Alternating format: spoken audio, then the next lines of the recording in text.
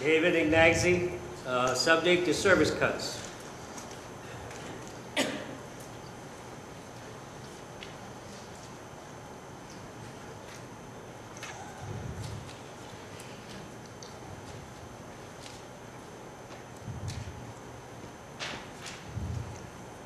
My name is David Ignazi. My address is 38745 Chestnut Ridge Road here in Elyria.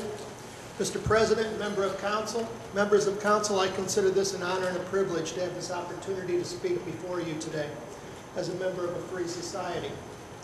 In this time of economic strife throughout our country and even the world, it seems that when governments, especially local governments, have to cut back in order to balance the budget, police and fire departments are always the first to be cut. When listening to government leaders who make these tough decisions, it always irritates me when they try to justify their rationale in the establishment of civic priorities, with high priorities always seems to be given toward what I believe are niceties and not necessities. I'm nearing the end of my career as a 30-year employee with the fire department with the city of Elyria, having suffered a stroke while on the job back in October of last year.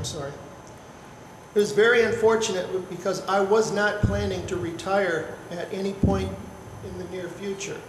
I truly love the job and I'm proud of the service that I have given to my community. And until the recent turn of events within the city, there has not been a day that went by when I didn't enjoy going to work. Whether it was in the morning for my regular duties or late at night being called in to help out with any large emergency situation. However, because of the stroke and some subsequent residual problems from that episode, I will be unable to return to the job that I've loved for all these years.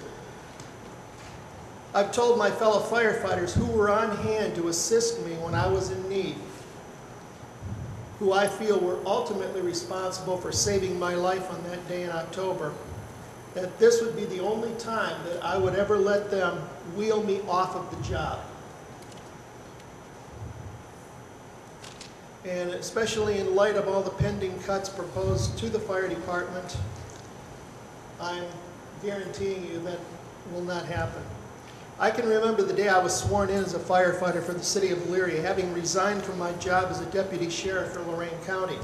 My father was an assistant chief on the department, serving as the city's fire marshal, and stood at my side when I raised my right hand and recited the oath before Mayor Bowman, the safety service director, my wife, and my mother.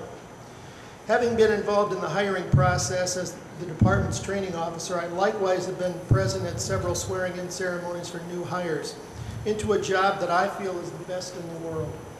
However, it is the city administrative officials who are tasked with swearing in these young men and women who fail to understand just what our job entails. They fail to ask the pertinent questions to understand what our job entails, and I'm not speaking just for the job as firefighter, but also as a law enforcement officer.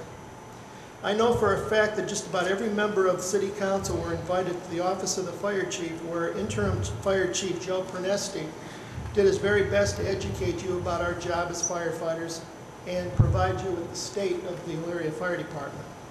Administrators and citizens alike fail to recognize that local members of the safety forces are our first line of defense in our communities in our established homeland security. Over the past several years, the rise in fears of global terrorism and me witnessing firsthand the effects of terrorism on the shores of America and significant natural disasters in the forms of hurricanes, tornadoes, floods, and earthquakes. Only those communities who have adequately prepared and planned for these disasters have made it through the rough times. However, those communities who have struggled with the emergency responses, in particular, New Orleans with Hurricane Katrina. The mayor down there was the first to criticize the federal government and how they responded to the unfolding disaster. But in reality, such first response capabilities for local resources must be able to maintain initial response actions for up to 72+ hours. Emergency services remain the first line of defense in the Homeland Security hierarchy. Yet these services are being decimated to curtail the budget overspending so that the niceties and not the necessities remain. God forbid that it would ever happen here, but consider a similar incident as to the Columbine incident. And not having the available on-duty resources to be able to provide, at a minimum, first responder capabilities. We have been working with the schools with the establishment of their emergency action plans. Keep in mind that it will be the local first responders who come under fire by community and ultimately the city administration for their delayed or undermanned response to handle such an emergency situation. An excellent example of how emergency action plans are supposed to work comes with how the incident at Lorain County Community College was handled, especially by the college staff and security. There was an orderly evacuation of all the students from the buildings, and there was a check of the rooms by personnel to assure that everyone was out of the buildings, which resulted in all students, instructors, staff, and visitors being out of the building safely, requiring no emergency rescues to take place. Everyone there knew their jobs and responsibilities and performed them well. Will we be able to say the same at our next major emergency?